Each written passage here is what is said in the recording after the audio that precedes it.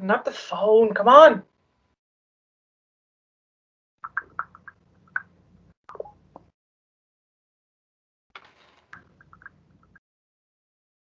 Now I'm on my phone again. Why are you doing this, Lydia? I just want to write.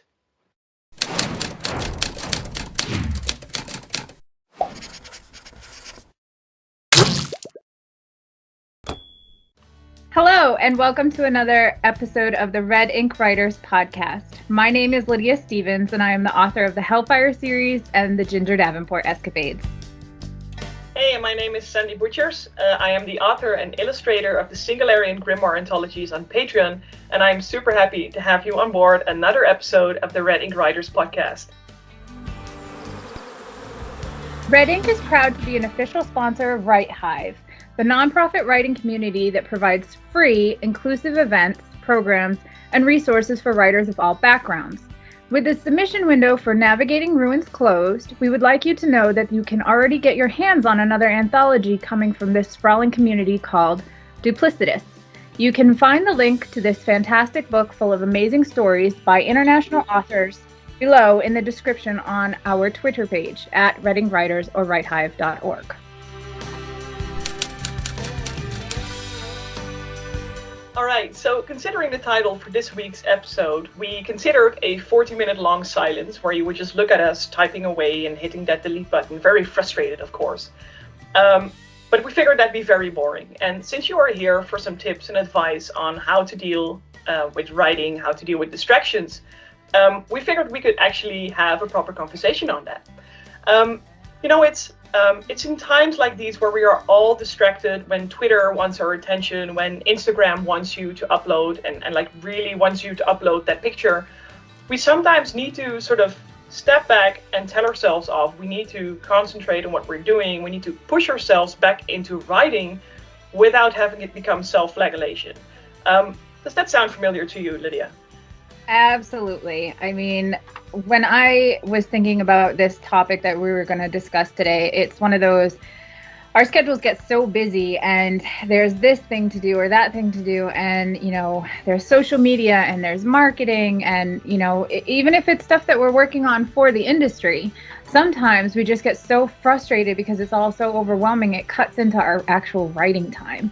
And I mean, we've all seen, the memes on the internet with the pie chart of, how much writing time does a writer actually spend on, yes. A work in progress. And it's this teeny tiny little sliver of time, and everything else is looking at internet memes or posting on Facebook. So I think I definitely feel this.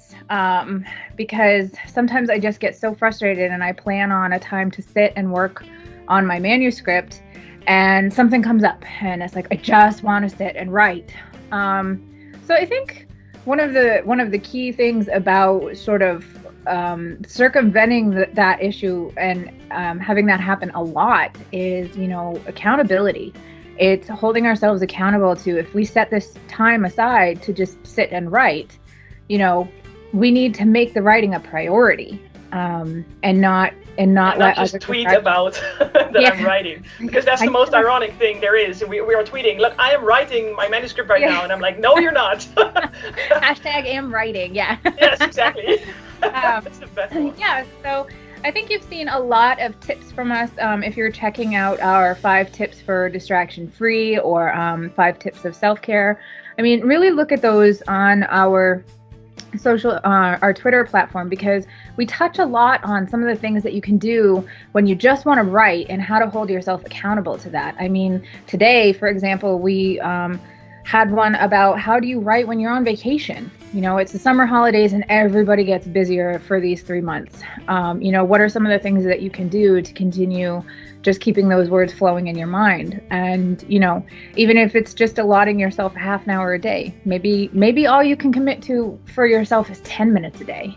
And it may not even be writing that's in your current manuscript. It could be, you just want to journal about your vacation, something just to keep the craft fresh. I think that's so important. And I've known people who have stepped away from it because life is hectic, life is just too busy, they just can't sit down, And I've actually seen the writing technique deteriorate. So that is something that people don't think about, because it's like riding a bike. You know, I haven't ridden a bike in, good grief, 10, 15 years, and I try, and it was a little wobbly.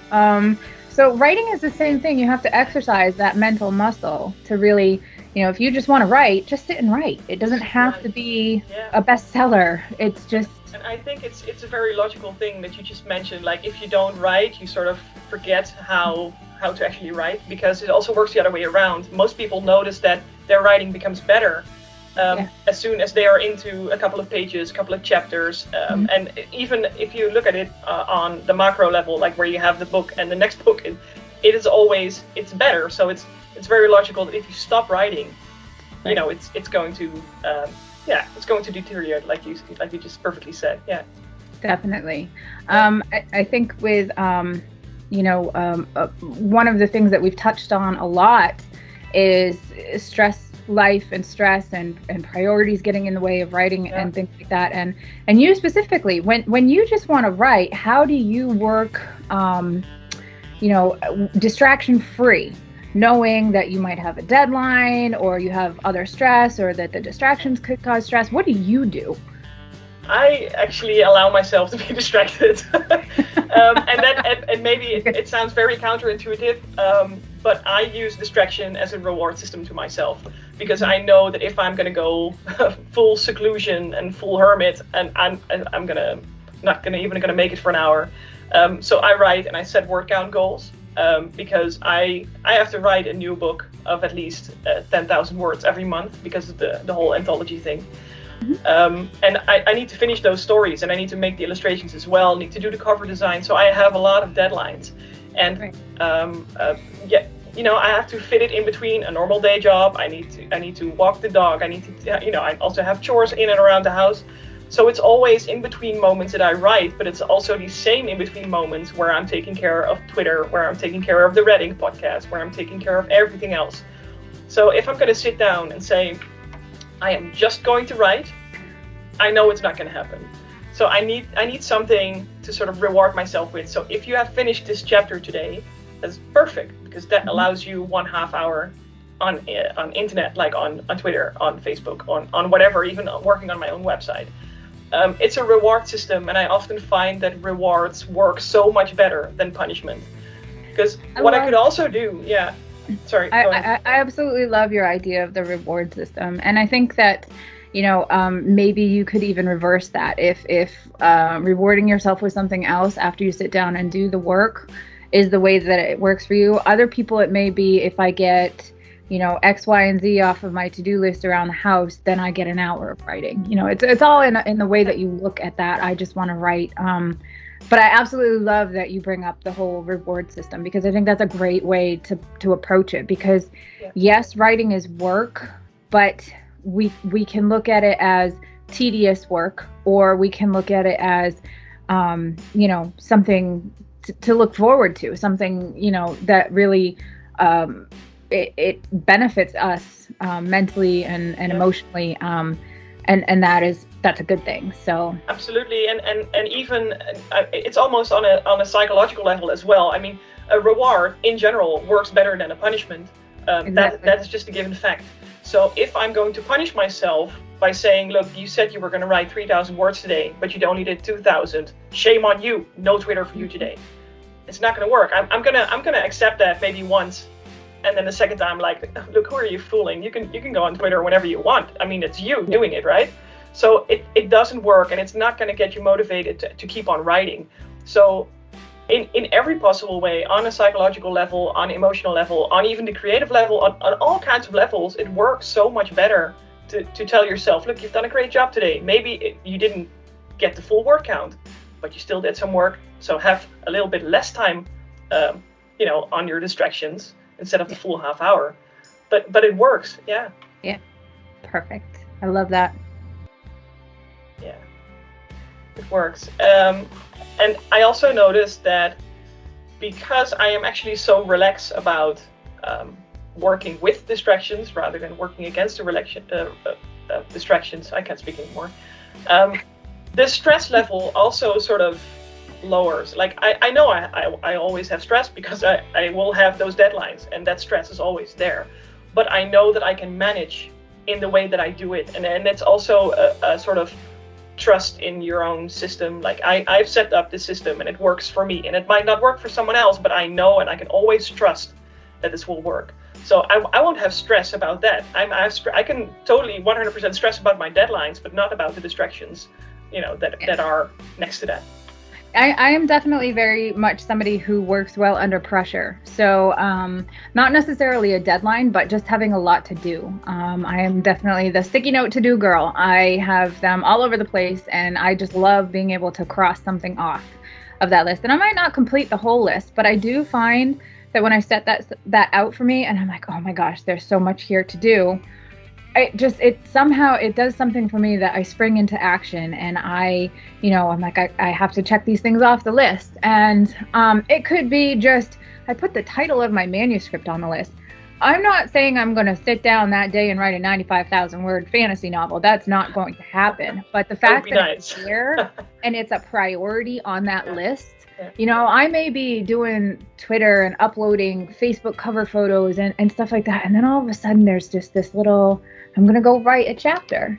And then I look back at it and I'm like, oh, I worked on that today. That is, so if you're not one of those people who can set a specific time to sit down and write when you just want to write, maybe you just think of the writing as, it's not necessarily set in stone, have to do this right now at this time, but make it a priority. Make your I just want to write moments a priority. You might not be able to get to it right then and there when it's aggravating you and it's on your mind, but then you take that time and you apply it to that later. When you're sitting there and you have 20 minutes before the bus comes or something, type a note on your phone, write out a scene on your phone. So there are definitely ways to circumvent having to have a set schedule.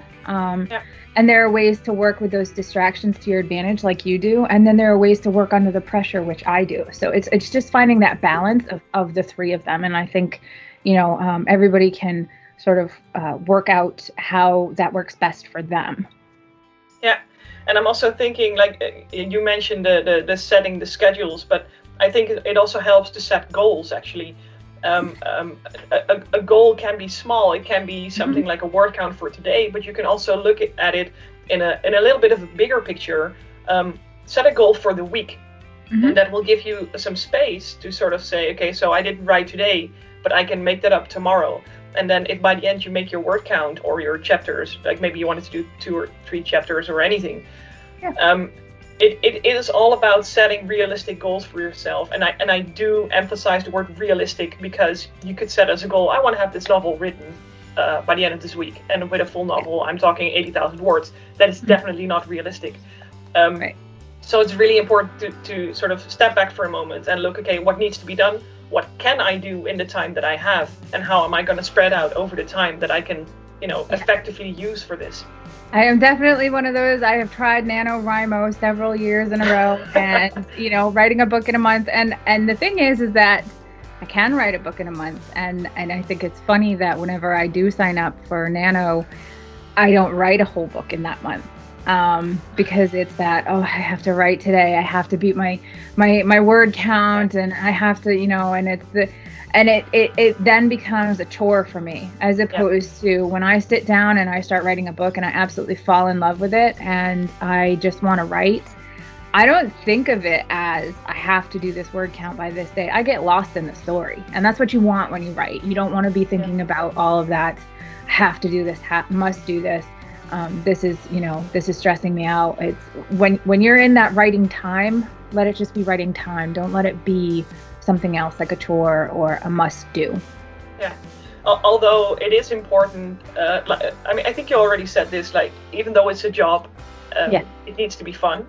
Yeah. And I think it's a very thin line between those, because yes, it is a job, and that does mean that sometimes you're just going to have to force yourself to sit down and do the darn writing. And in the beginning it might feel wrong because you don't have anything in you, you don't have the right inspiration, but you just need to push it out in order to keep it going, because we also said in the very beginning, if you don't write, it deteriorates. So Exactly. there is a very thin balance between when do I really need to sit down and write in order to keep my skills up to level, and when do I need to sit down because I need to get my goals in for today. So it's a balance, and everybody needs to look for the point where the balance works for them, and I think that's the important part. Make it work for you. Don't do it the other way around. Don't work for the balance, make the balance work for you. Absolutely. I completely 100% agree with that. Definitely. Yeah.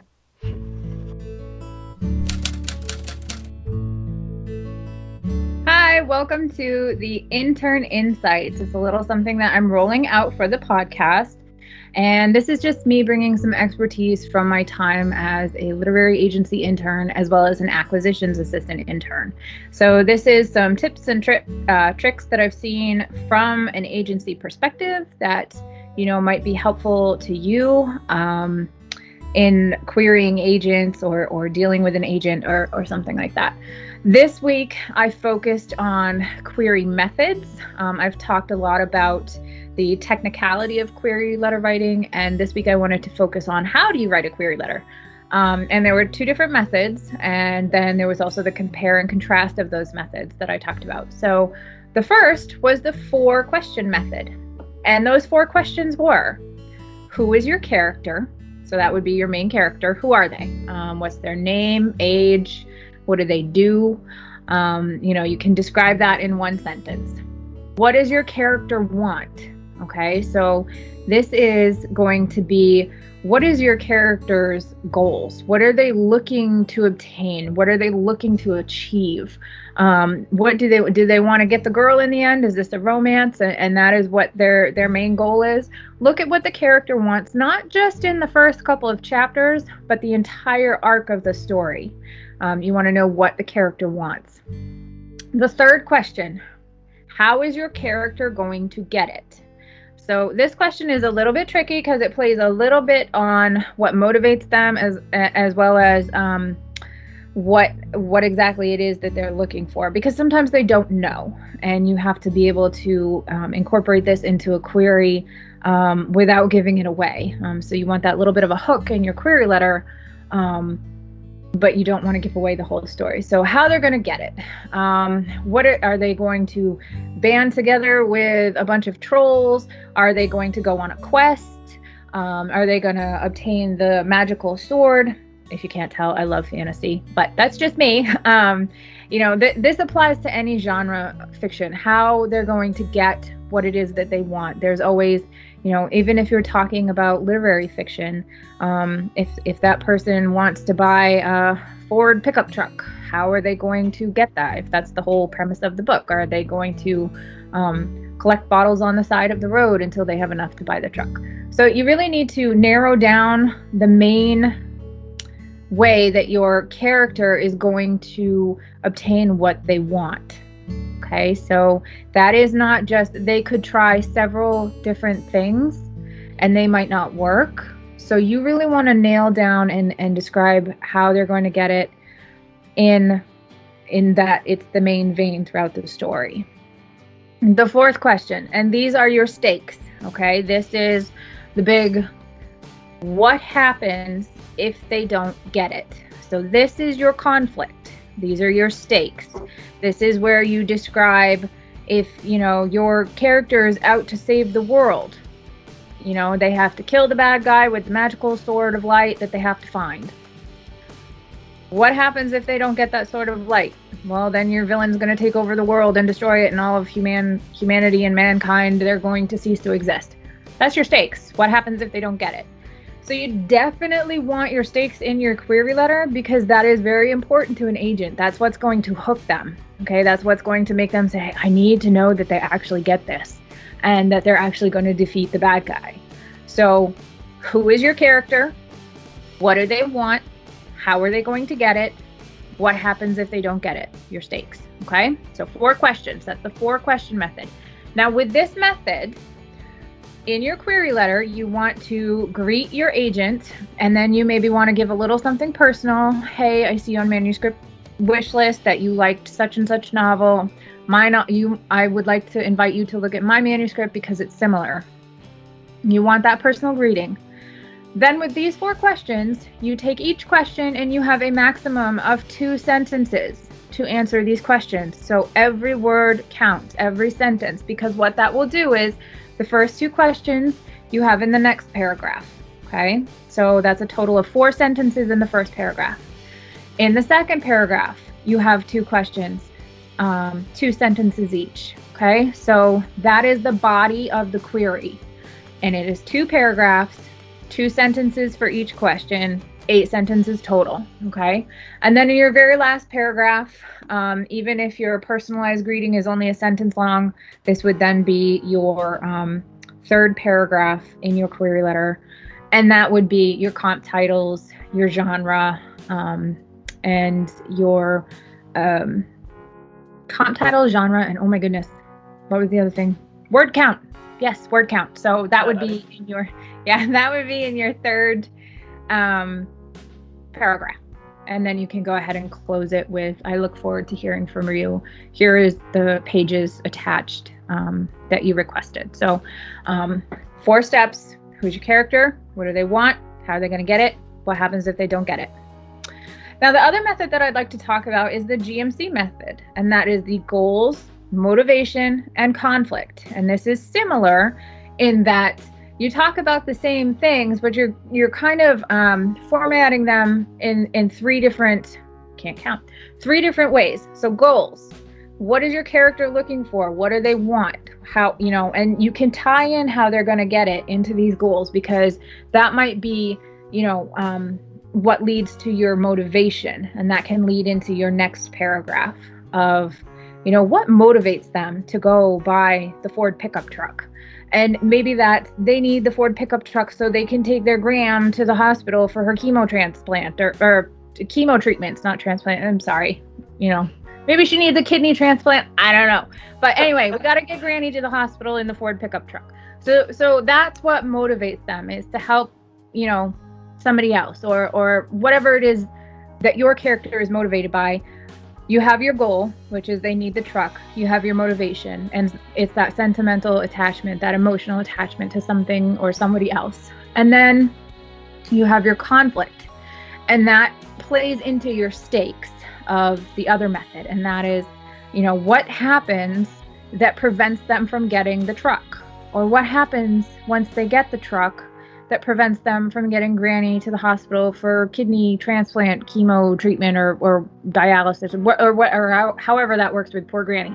So your goals, your motivation, and your conflict, you're going to want to break these up into 3 smaller paragraphs so that you're kind of focused on all 3, and one leads into the other. So you don't want your goals stated and then all of a sudden it's jarring in the second paragraph of, but this is what motivates them. You need to connect the 2. You need to say the goal is to buy the truck. Well, why do you want to buy the truck?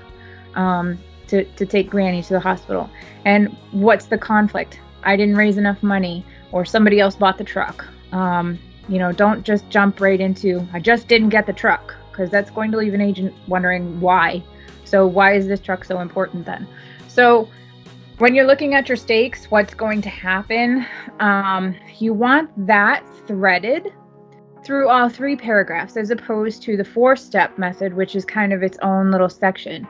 You want your goals to be indicative of what those stakes are. Granny could die if she doesn't get treatment. You want your motivation. That's your call to action. What's motivating this main character to buy the truck, and you need to suggest with that something bad could happen to the grandmother character or whoever is motivating your main character. And then your conflict of, you need to have those stakes very apparent. And that's where it can become easy to just dump the stakes right into that 1 paragraph, but try to thread it through the other 2 as well. So that's the GMC method. And then of course it's still the same in that your next paragraph would be, your genre, word count, and comp titles, and then your closing.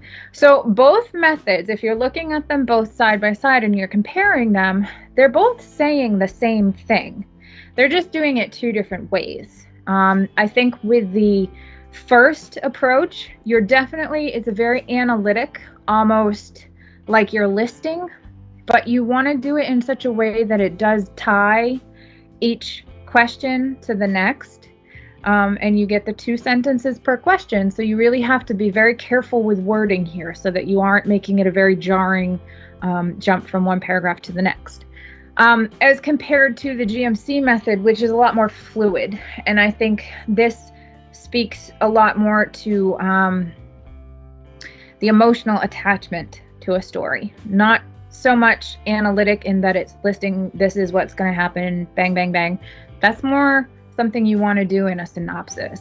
So when you're summarizing your story in both methods, you really want to be able to make it flow, but the GMC method is more the emotional attachment to Granny. You're really putting a focus on that. So when looking at the two, you still have 3 to 4 paragraphs max. Remember that keeping it simple is the best approach. If you start telling me that Granny's ex-husband was abusive and took her car and sold it at an auction, and then that was the money that was supposed to go to her kidney transplant or something like that, that's all well and good, but it's not necessarily the information that we need in a query letter, because it's just going to get confusing. So you just want to know that your main character is coming to Granny's aid, and that she could die, and somebody else bought the truck. So what is he going to do then? So keep them simple. White space, white space, white space. So that is why you only get 2 sentences in the first method for each question, because when that's spread out in an email, those paragraphs are very thin and they're very quick and easy to read, and it makes it very, very easy for an agent to be able to read through those quickly and know exactly what your story is about, what they're trying to do, and the stakes, what happens if they don't get it, or what happens if they do get it. So yes, when writing your query letter, 3 to 4 paragraphs max, and that includes an opening greeting and closing statement. So that is your compare and contrast of the 4-question method and the GMC model. So I hope this helps you when you're writing your query letters. Keep it to a page, if not a little bit less, and use those tips and tricks to your advantage to get your queries out there to agents, and good luck. I'm thinking though, are you also gonna do one on a synopsis? Because there is definitely a clear difference, and I'm just thinking this would be something people want as well. Yeah. All right. Thanks so much for that. Yeah, I can do that next week. Perfect. Can't wait.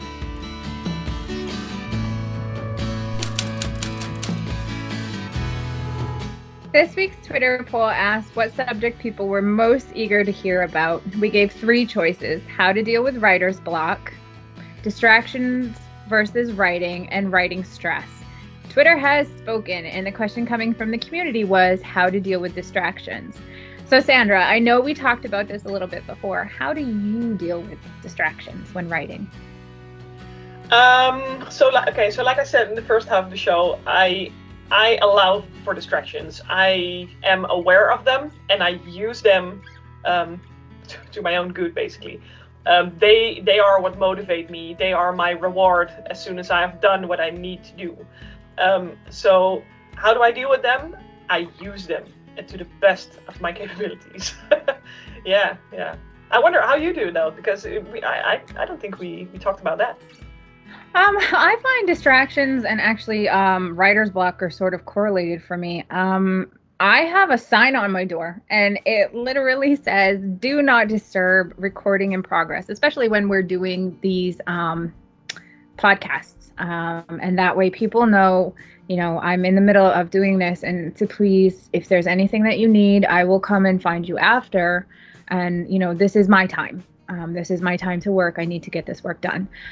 So that actually really works for my personal household. So you may need to develop some tips and things like that for your own house and your own life, in that you need to tell the people around you, I need these distractions. And in terms of everything that goes on in life, stress and all of the obligations that we have and stuff like that, I find those to be the bigger things that sort of read to my writer's block, in the sense that it's not that I don't want to write, and it goes back to this theme of our episode of I just want to write. It's that, letting other things get in the way, so that I'm blocked, but I'm just blocked by the obligations of life. And so my answer to how to deal with distractions and writer's block would be drink. But not really. I'm kidding. I'm kidding. No. Actually, that rule of write drunk and edit sober. Oh my goodness. Yeah. There are many nights when the whole house has gone to bed, the Graham, the kid, the dog, and everybody's sleeping, and I have my mommy juice wine, and I'm sitting up in my bedroom and I'm just typing away. I can do that. I have a lifestyle where I can just kick back and relax and really let the words flow and the wine sometimes.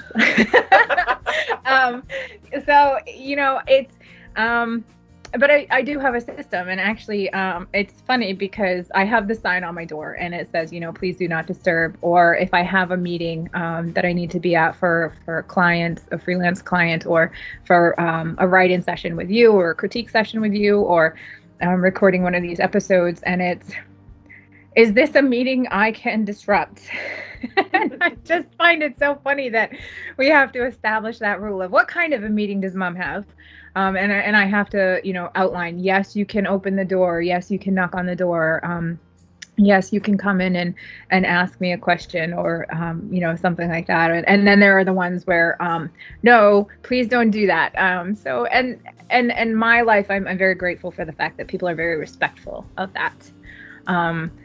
So going back to kind of getting over those writer's blocks and the times when I just find it so stressful that writing seems like an impossibility. I mean, if you look at our 5 tips videos, and we mentioned this before, we offer a lot of ways to overcome the writer's block and the writer's blues, and author self-care, and the things that you can do for yourself to really nurse yourself to that state of being where you can sit and work with your characters and your story. And so I think, just being kind to yourself when you're facing writer's block and saying, what do I need right now? Yeah. What needs are not being met right now that I could focus on, so that I can come back to that story and give it my all. Actually, I also have a very unpopular opinion about writer's block, because I personally don't believe in it. It's a 100% a mental barrier, and then I'm talking about actual writer's block. I'm not talking about distractions. I'm talking about the fact that you finally take the time to sit down and the words don't come. And I think they are connected, because we get distracted, we write less, this whole stuff deteriorates, we get out of the flow, we get into the writer's block, and there we are, not knowing what to write. And I am a firm believer that writer's block can be fixed like that. Because all you need to do to fix a writer's block is sit down, get those fingers on the keyboard, and start writing. And I think I did one of the short episodes, or even the 5 tips, where I said it doesn't matter what you write. When you feel like you are in a writer's block, what you're going to write is going to be utter shit. It really is going to be terrible. It's going to be the worst page in your life.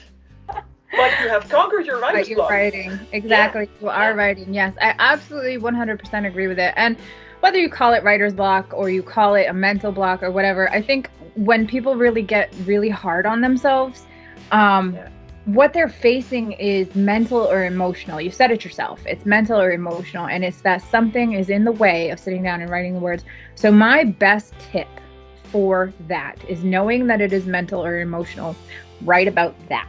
So if you're feeling really sad because, you didn't get to see your best friend that day, write about how that makes you feel, because you're still writing, but it may not be on your work in progress, but you are still writing. You are still keeping that craft honed, and you are still using the words. Or if you find that you're distracted in the summertime because your schedule is so busy, I mean, we said it before, bring a journal or record an audio recording with your camera of you just talking about your experiences on vacation. Maybe you just can't face having to sit at a screen and write on your work in progress, but there's no reason that you can't journal or blog about your vacation, or write about the things that you're seeing. or the things that you're doing on that vacation, or even just how they make you feel. Maybe you can't write a full description of everything that you're seeing or doing. That would help with keeping your ability to describe setting up to par, definitely. But what you're doing is you're keeping the words flowing. And I think that's the biggest bit of advice that we can give writers is when facing with writer's block, we get so focused on what we should be writing, we forget that we need to focus on that we should just be writing just to write. It's not the what, it's the fact that you are writing. Exactly. And I also think what is also important to realize is that, because we are talking about distractions, and I think the first thing that comes to mind when we talk about distractions is the whole social media thing. Like, we get distracted by our cell phones, we get distracted by our email box saying, oh, you've got another mail, and instantly our minds go, oh, maybe it's the agent who's gonna give me the rejection, or maybe I'm gonna get the offer. Like, our minds go all over the place as soon as a single device makes a sound. But we must also realize that distractions don't have to be just social media. It can be a freaking bird outside in the tree that is screaming. It can be the cat scratching at my door because it wants to get in and I shut it out. that is a distraction as well. And I have to, and you have to put the sign on the door to keep your grandma out. I mean, this is it's clear we all have our distractions, and I think acknowledging these distractions for what they are, if you can do that, you are already halfway through conquering the distraction, because you are aware it's there, and if you are aware of it, you can say, look, not now. This is the distraction that I don't need right now, and that is why it's so important to sort of overview everything that is involved with this. Because with the distractions, we have writer's block involved, we have stress involved. Like, these things are all connected. And sometimes, I mean, we cheat a little bit with these Twitter polls, because we ask you to choose between one of the three, but they are all three of them connected. And, so if you conquer one thing, you can most definitely conquer the next. Yes, I definitely agree with that. And I think I'd just like to add to that I love your approach in that, you need to recognize the distractions for what they are. You need to recognize the stress for what it is, because it may not be related to writing at all, but you can turn that on its head and use it. So the cat scratching at the door, you might not think of that as, it might be aggravating right now, but, maybe you're in the middle of your work in progress later, and all of a sudden you have to describe a cat scratching at the door. Use that, if you get distracted from your work in progress, open up another Word doc and just start typing. The cat scratching at the door is driving me absolutely insane. You may discover that you have completely new words that you hadn't thought of in a very long time to describe aggravated, annoyed, irritated. All because of that cat scratching. All because the cat is. So use it. Use those distractions and that stress against itself, because you can write about how stressed you are, how upset you are about something, and then you're writing emotion. And one of the biggest things that we look for in a manuscript, if we're editing or if we're beta reading or something like that, is where's the emotion? Where's the feeling? So if you as a person can feel those things and learn how to describe them, you can put them in your work. You can type those feelings out and you can give them to the characters. Don't write your own life into the character's life. Use the emotion, use the things that you feel, and then you can translate that into, well, how would a character feel? Another trick that I like to do with writer's block, I know this is a little crazy and we're going along lines of mommy drinking at nighttime and writing, but I talk to my characters in my head. Like, I'll go take a shower and I'll just sit there and I'll be like, oh, Kieran, he's my current main character that I'm working with, and I'm like, talk to me, dude. Like, I'm just and I got the water heater blew up and the cat got run over by the car, and that's terrible. That happened a few weeks ago. But the point is, I talk to my character and I'm like, just talk to me, man. And what happens is, I can hear that character in my head and they're laughing at me and like, you're a hot mess and, an absolute train wreck. But then they start talking about their own story. And, it's like a back and forth conversation you would have with a friend, and you're commiserating and you're like, this is going on and I just can't sit and write, and this happened and I got a speeding ticket or something like that. And the character's like, that's great. I got my head chopped off with a battle axe and had to regrow it in a month's time in order to go save, Galactica from the Starship Cruiser people, whatever. And this was historical fiction, wasn't it? Something like that. All of a sudden your character is telling you they're in a historical fiction time travel romance with a Yeti. I don't know. Whatever. Yeah, I mean, okay, I don't know that I really want to read a romance with a Yeti, but they might be. I think I read a shifter story with a Yeti in it one time. But the point is, use your stress to have to unload with a friend, and your friend can be your main character, because then what happens is, your main character. It makes it sound a little bit sad, because everybody's always like, I'm a writer, it's the loneliest job in the world, and I'm always fighting. No, it's not true. And here you are, like, you can talk to your imaginary friends. We all have imaginary friends. Our job is that we get to express them, and people might call us crazy, but it's accepted. It's like, I love that internet meme with Jack Nicholson, and he's got that big shit-eating grin on his face, and he's like, the voices in my head may not be real, but man, do they come up with some good fucking ideas. And I just love that meme. I have it printed out, and every now and then I look over and there's Jack Nicholson grinning at me, and I'm like, that's creepy as shit, but it's so true. I acknowledge this distraction, but I'm gonna ignore it. That's how it works. Use those moments.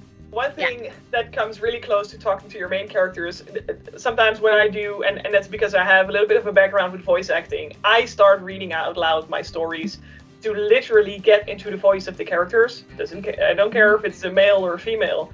I start talking like them, and that can sometimes also help me get back into what I was doing, because I work at a lot of different stories at the same time because of the nature of the anthologies that I release every month. So sometimes I'm working on character A, and then the next day I'm working on character B, and then by the time I get back to character A, I've lost them. I am so much into character B again. So I read them out loud, and I take on their voice, and I do the whole acting with it. I speak the way they would speak. I scream the way they would scream, and I would yell at people. I would growl at people. I would go down. I would do it all, and it will get me back into the flow. And that is also, it's a way to deal with the writer's block. When you're stuck, go back to your character. So you can either talk to them, or you can talk like them, and that works as well. Writers are definitely readers. We know this in the industry. We see and hear it all the time. Of, if you're stuck, go read something. I love that. Go read your own stuff. However, if I ever roll up into your house and you're waltzing with a cat while trying to sword fight the dog, you and I might have to have a conversation. We need to talk, Lydia. we have to have a little chat, Sandra. How's it going? But yes, definitely putting yourself into this story will get you back into that flow of being able to connect with the story and the characters. I love that. That's great advice. Well, that's it again for today. We really hope you enjoyed this episode. And if you like what you see, please subscribe to our channel, and that button should be somewhere down here. Next week, we have our new Twitter poll, and it's going to ask you about plotting or pantsing in an episode called Put Your Pantser Back On. All right. Well, guys, we hope to see you again next week. And remember, you got this, even if you don't know what the fuck you're doing.